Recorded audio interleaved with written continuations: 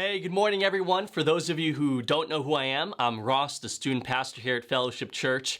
And wherever you are today, listening to this, watching this, whether at home, in the car, on a hike, at work, well, maybe not at work, but unless you're allowed to, of course, we're so glad that you're here. And today I'm going to kind of continue the trend that Pastor Andy has been doing with his messages of just having these really topical studies and messages. We've talked about unity, we've talked about pride, we've talked about busyness and hurry the past few weeks, and today I want to talk about integrity. Now, a lot of us, we know what integrity is kind of. It's the resolve, it's the courage to do the right and noble thing because it's the right and noble thing to do, even if nobody's watching, even if it costs you, even if you look like the bad person when doing the right thing. We see this in TV shows and movies where the main character or hero chooses to do the right thing, even if it makes them look like the villain, even if it makes them look bad in the end to other people. They choose to do the right thing because it's the right thing to do. Or maybe the same thing with a villain. A villain, the entire movie and show has been making bad decision after bad decision. They've been choosing to do the wrong thing, to lie, cheat, and steal, and not keep their integrity. But at the end of the show or movie, they finally redeem themselves, or by sacrificing themselves, they choose to do the right thing and redeem their character totally. And we find that incredibly inspiring when people choose to do the right thing, even if it costs them, even if it makes them look like the bad person. When I think of integrity, I think of the building term structural integrity. Now, to define this, it's the ability of a structure to withstand its intended load without fracture or fatigue. And so here's the thing, when you're building something like a house, you want to build it with structural integrity. Do it the right way, with the right materials, so that it will have structural integrity. When there's damage or fracture, it will be able to still hold the intended load. Because here's what happens when there is damage. When something does break down, the damage is not isolated. The entire structure is affected. When a load-bearing structure fails, the load is transferred and potentially overloads supporting structures around. Here I have a little video clip to demonstrate this. These two framed houses right here, as you can see, and then all of a sudden, this framed house topples over. And then a few moments later, the second house, the same exact thing happens. It topples over, and then you have all the workers looking around like, whose fault is this? What happened? And maybe you're watching this and you're like, wow, they don't make houses like they used to back in my day, or they probably use that cheap Home Depot lumber, you know, they don't make lumber like they used to. But here's the thing, this is a perfect a picture and video to describe what integrity can do in our life. When we have a personal failure of integrity, it adds stress on the entirety of our life. And not only does it add stress to ourselves, it adds stress to the people around us. When we have a failure of integrity, the entire structure is affected. And all this stress, all this load is being transferred to our entire lives, and we can't run from it. I remember a friend in college who decided to plagiarize on a paper for one of their classes their senior year, and he was caught for it, and because of that, he did not get to graduate on time with the rest of his friends. He had to retake the class over, so he missed out on the experience of being able to graduate with friends, and it kind of pushed his timeline off because of one failure of integrity. One breach of integrity caused this ripple effect, kind of to postpone his plans and what he wanted, and he missed out on what he could experience because of one failure of integrity. We see this with company and businesses that have a failure of integrity, or a moral failure where there's somebody higher up, like a CEO, one of the higher up leaders, they have a failure of integrity, they're caught cheating, stealing, or lying, and because of that, the whole company suffers. People who are innocent, people have nothing to do with it, workers are laid off or fired because of this failure of integrity, somebody higher up. Or maybe they lie or had false advertisement to their customers and they put out a bad product that was harming people, and then all of a sudden they lose the trust of the customer. Other people are affected because of a failure of integrity. Maybe we see this within our own personal relationships, within your marriage or your relationships, where because of a failure of integrity, the failure to do the right thing, to be unfaithful, to lie, cheat, to break your vows, because of that failure of integrity, it brings stress into your life, and it brings stress to the entire family and people around you because of your failure to do the right thing. See, What's so uniquely different about integrity is because a lot of it is often in private. It's behind closed doors, these decisions that we make. We gamble hoping for the outcome that we want, hoping for the outcome that we desire, hoping that the decision that we make never will come to light. Yet it always does one way or another. See, our irresponsibility to do the right thing becomes someone else's responsibility. The stress from your failure to do the right thing will always transfer to somebody else. So listen to this in the book of Proverbs, chapter 11, verse 3. It says, "The integrity of the upright guides them, but the crookedness of the treacherous will destroy them." Think about this. Those who are upright, looking up, standing up straight, looking forward, they're guided by their integrity. They're making decisions now based on not the outcome they want now, but the outcome they want in the future. They're looking ahead. And so the integrity of the upright, that's what guides them. Integrity guides them because they're standing upright, looking forward. But those who are crookedness, those who are walking crooked and looking down only for the outcomes they want now or whatever it is, they're going to be led to destruction because they're not looking forward. They're not expecting this decision, choosing to do the wrong thing, to come to light. Here's the thing. Your posture influences your future. See, if I'm quick to abandon my integrity, we have to really ask this question.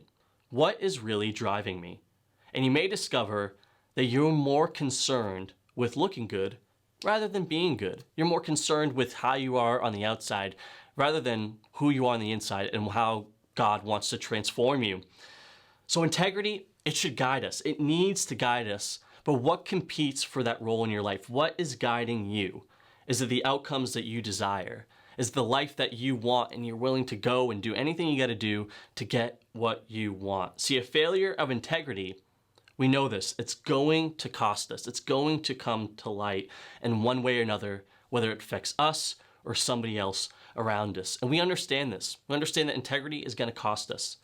It's going to cost us consequences one way or another. But what happens when integrity, doing the right thing, will cost you?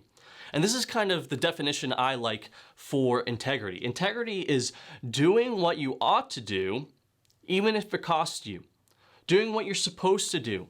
Doing what is the right thing to do, even if it's going to cost you something. Even if it's going to cost you the outcome that you want. Even if it makes you look like the bad person sometimes. Again, think of this idea of structural integrity. When you're building something, you can't take the shortcuts. You can't cut corners. You can't buy the cheap materials or try a different technique. Because here's the thing. Doing it the right way, it's going to cost you more. It's going to take you more time. But it's the right thing to do for structural integrity of the entire building. And so what's the right thing to do regardless of the outcome? I want to take a look at an Old Testament story that really demonstrates doing what you ought to do, even if it costs you. And this is a familiar story about a guy named Daniel. And here's some context for when this story takes place. This story takes place around 605 BC.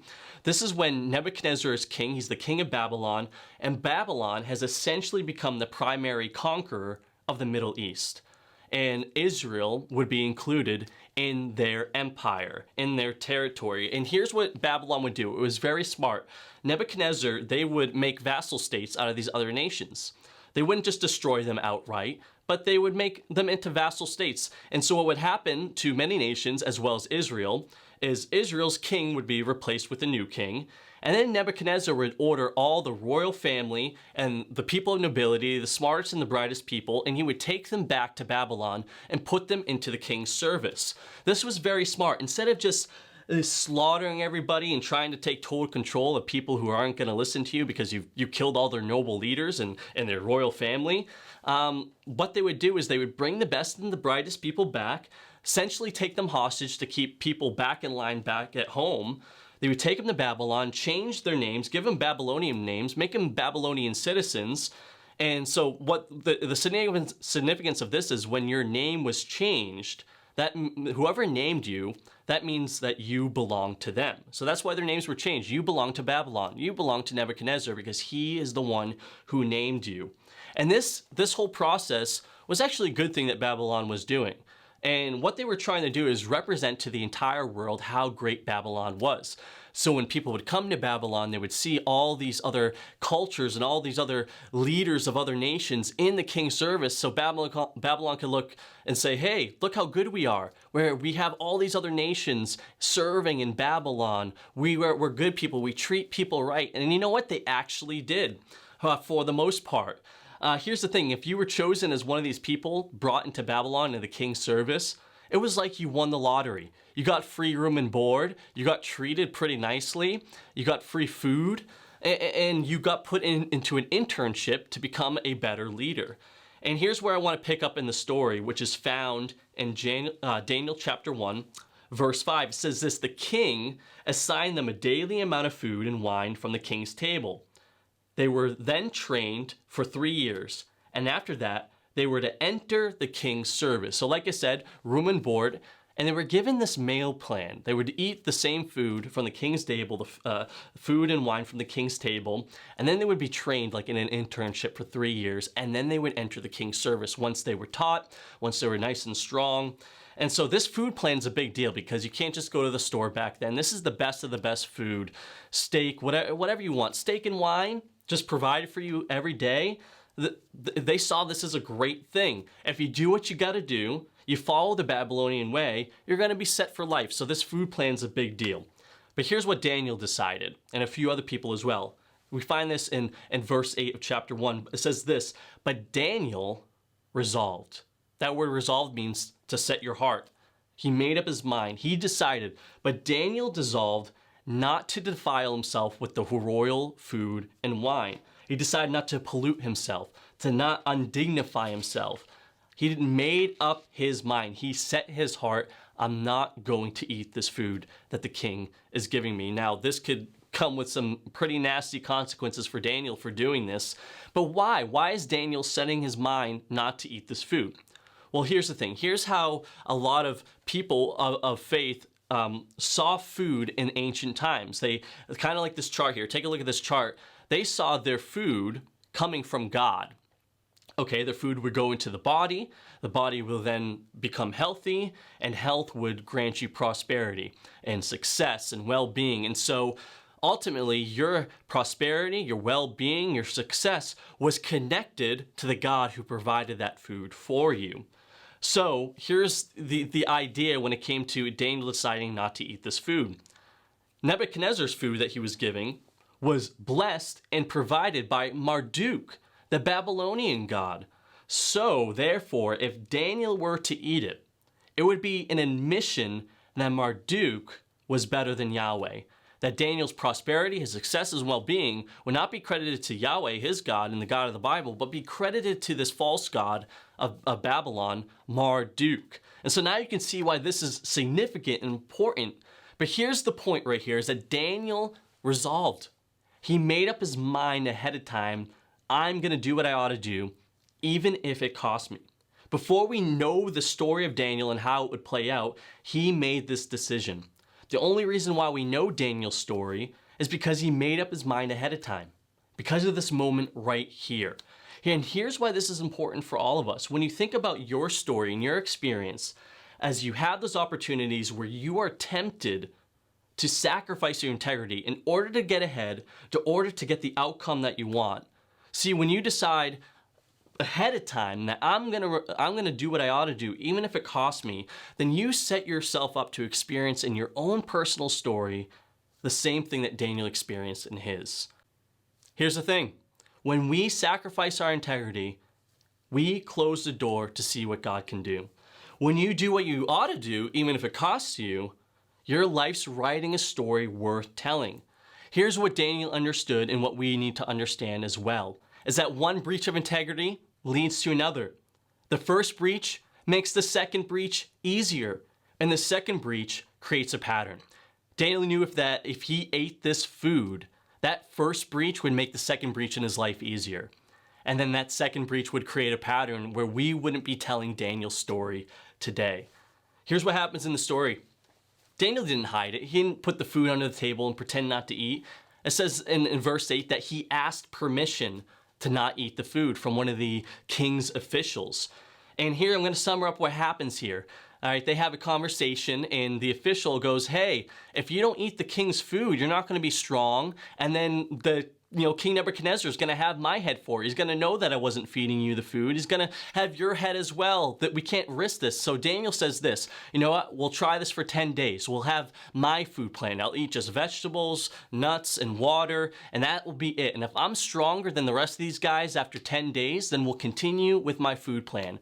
So this official, he felt compassion. He decided to go with it. And so this is where we kind of get today what's known as the Daniel fast or the Daniel diet, where you just eat vegetables, water, and fruit and nuts. And so Daniel goes on this food plan, and at the end of the 10 days, it works out. And so that's what they decide to do for that 3-year internship. Verse 19 says this, at the end of the time set by the king to bring them into his service, the chief official presented them to Nebuchadnezzar. The king talked with them, and he found none equal to Daniel, Hananiah, Mishael, and Azariah. So they entered the king's service. So here we find that Daniel's prosperity, his health, his well-being would be credited to God, Yahweh, but also because of this decision he made, the king found none equal to Daniel and these few other guys that did this plan. And so they entered the king's service. And then verse 21 says this, it kind of summarizes the rest of Daniel's life. And Daniel remained there until the first year of King Cyrus. Now it's easy to kind of brush over that, but here's what we need to understand. King Cyrus, that's one of the kings of Persia. This takes place over 70 years. 70 years, Daniel would be in the ear of some of the most powerful men at that time and in all of history. These kings of Babylon, these kings of Persia, and for 70 years he would be in government. And all that stemmed from this one decision he made to keep his integrity, to do the right thing.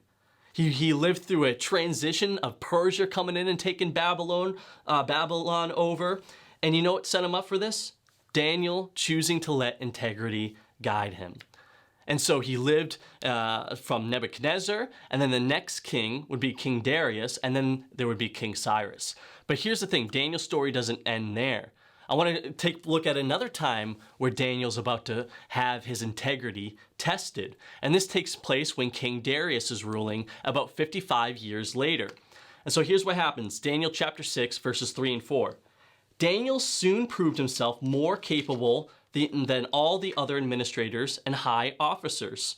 Because of Daniel's great ability, the king made plans to place him over the entire empire. Then the other administrators and high officers began searching for some fault in the way Daniel was handling governmental affairs. But they couldn't find anything to criticize or condemn. Listen to this. He was faithful, always responsible, and completely trustworthy. See, these guys, they realize we don't want this guy Daniel to become leader over us. We don't want this Israelite to become a leader and have dominion and rule over the entire empire. This doesn't make sense. Why is he chosen? They try to find some fault, some way to condemn him, some way to criticize him, but they find absolutely nothing. And here's what they do find, that he was faithful, always responsible, and completely trustworthy. Now listen to this. This is after being in government for 55 years. Who can we say about that today that has served in government for 55 years, that they were always faithful, always responsible, and completely trustworthy? But this guy Daniel, like we said, he had his integrity guiding him all along the way. So these guys devise a plan. They say, you know what, we can't find anything wrong with Daniel. And so listen to verse 5. Finally, these men said, we will never find any basis for charges against this man Daniel unless it has something to do with the law of his God. They realize Daniel is so committed to his God. He's so committed to following God and following Yahweh that there's nothing we can find wrong against him. We have to make something. We have to create some sort of law, some sort of decree that goes against the law of his God so that we can condemn him, so that we can get rid of him.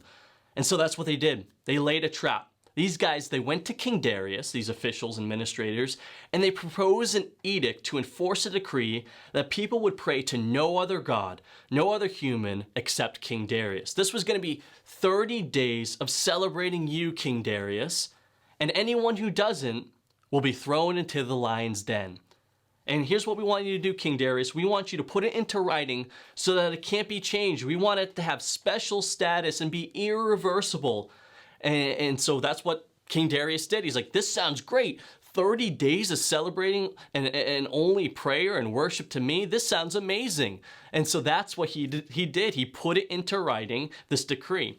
Now here's how Daniel reacted to this decree. Verse 10, it says this: Now when Daniel learned that the decree had been published, he went home to his upstairs room where the windows opened towards Jerusalem.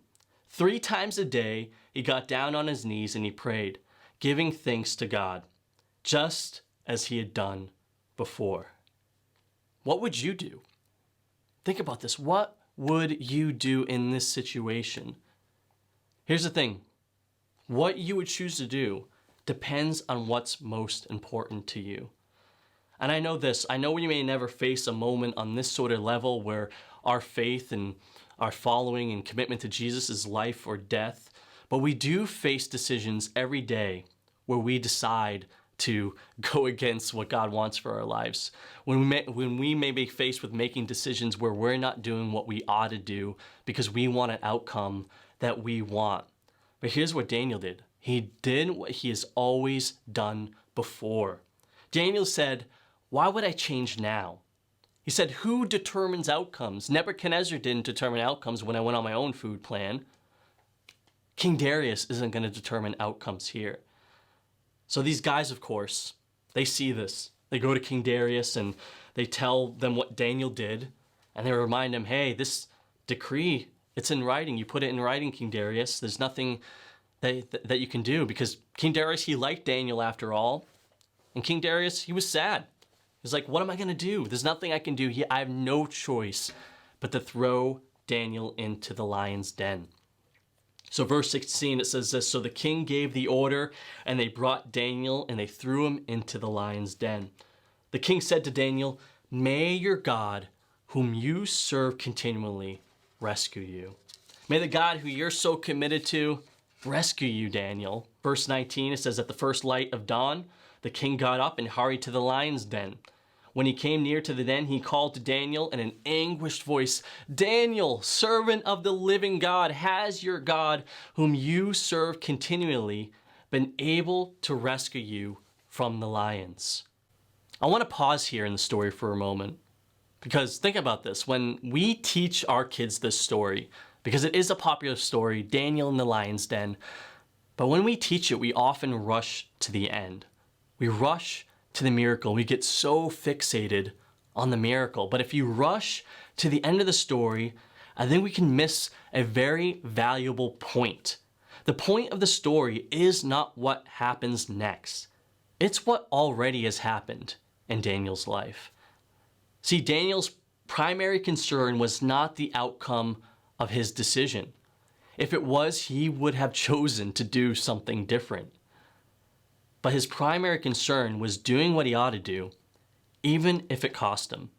Being faithful to his conscience, being faithful to his God.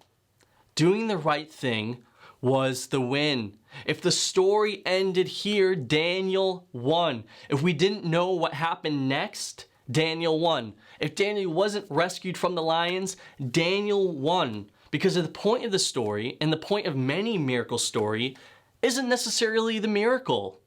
The point is the faithfulness of the person for whom God chose to come through for, and in some cases, did not choose to come through for. Think about this with Jesus. Many times when Jesus would heal somebody, even people in that time got so fixated on miracles. Even Jesus said that, you're not going to believe unless I perform signs and wonders and miracles.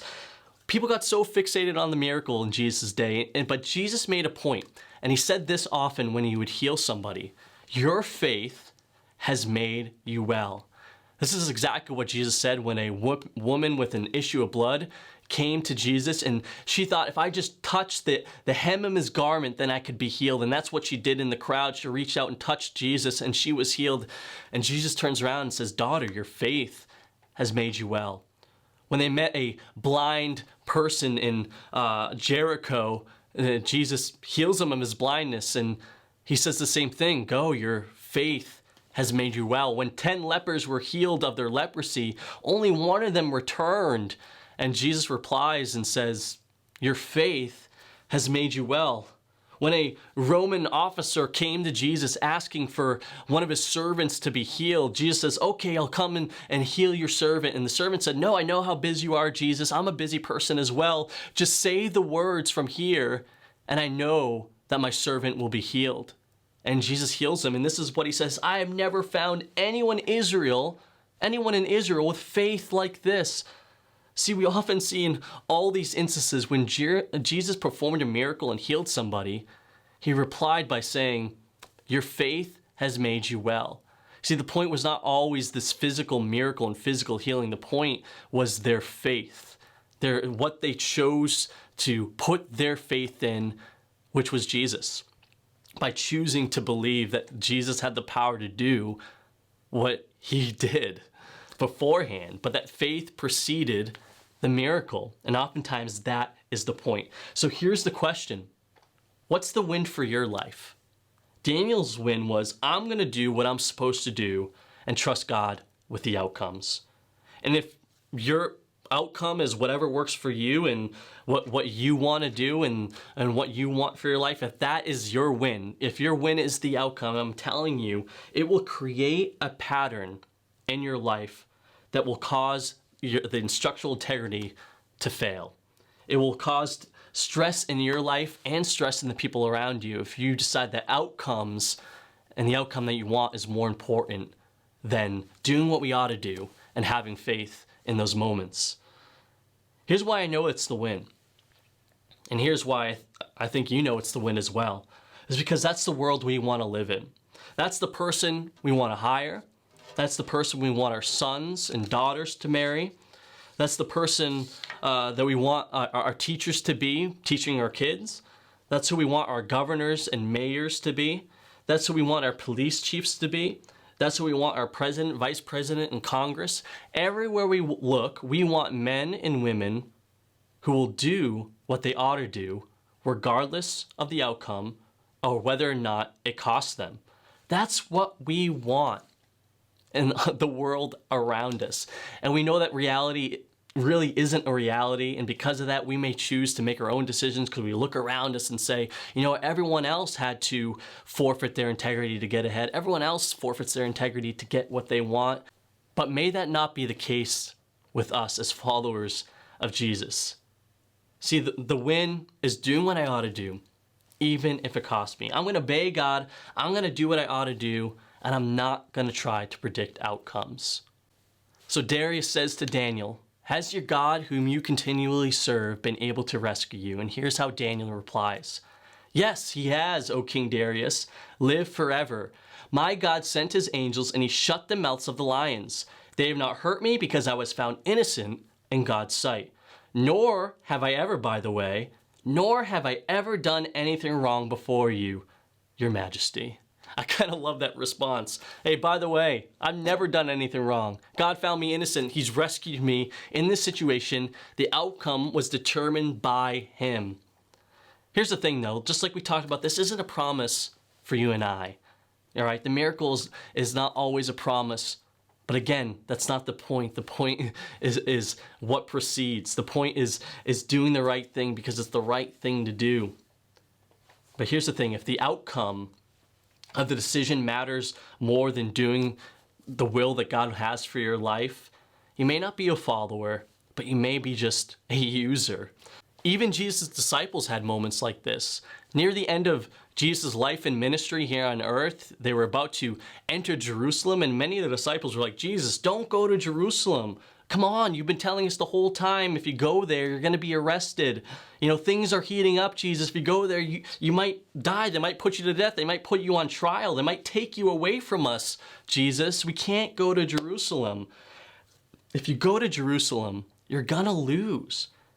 And I bet Jesus would have said something like this. I'm not going to lose. I'm going to win. The problem is you don't understand my definition of win. My definition of win is not to get the outcome that I want, but is to do the will of my heavenly Father. In fact, in John chapter 6, verse 38, Jesus says, I have come down from heaven not to do my will. I've come to do the will of him who sent me. That's the win. That is the win. I will obey God. I will do what I ought to do, even if it costs me. I will trust him with the outcome. So for you and I, will we decide that God is worth it? Will we decide that God is worth trusting with our outcomes? Kings, governors, presidents, the kingdoms of this world do not determine outcomes. Only one person does. Will we let integrity be our guide? Will we walk upright, looking ahead, making decisions not based on the outcomes that we want, but based on what God's will is for our life? Will we choose to do what we ought to do, even if it costs us? Will we be like Daniel and resolve, set our hearts, set our minds, pre-decide that I'm going to do what I ought to do? Will I be like Daniel and be found at the end of my life being completely faithful, always responsible, and completely trustworthy, that people can't find a single thing wrong because of how committed I am to Jesus and the law of my God? Will I do what I ought to do, even if it costs me?